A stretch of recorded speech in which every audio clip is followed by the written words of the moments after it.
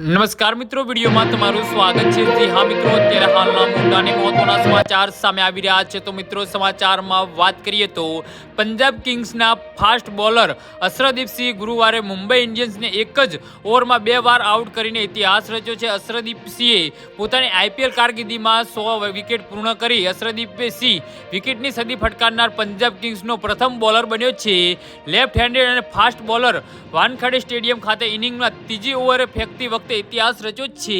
તો અશરદીપ સિંહે પહેલા જ બોલે રાયન રિકકોર્ડ અને શશકાંત સિંહના હાથે કેચ આઉટ કરાવ્યો છે। આ સાથે જ અશરદીપે પોતાની આઈપીએલ કારકિર્દીમાં 100 વિકેટો પૂર્ણ કરી છે। તેને બીજા જ બોલ પર સૂર્યકુમાર યાદવને યજુવેન્દ્ર ચહલના હાથે કેચ આઉટ કરાવીને મુંબઈ પર ડબલ અટેક કર્યા છે। સૂર્યકુમાર યાદવનું ખાતું ખોલ્યા વિના જ ડગ આઉટમાં પાછો ફર્યા હતા। અશરદીપ સિંહે તેમની 87મી આઈપીએલમાં 100 વિકેટનો આંકડો પૂર્ણ કર્યો અને અશરદીપ સિંહે 100 આઈપીએલ વિકેટ લેનાર 24માં ભારતીય બોલર બન્યો છે।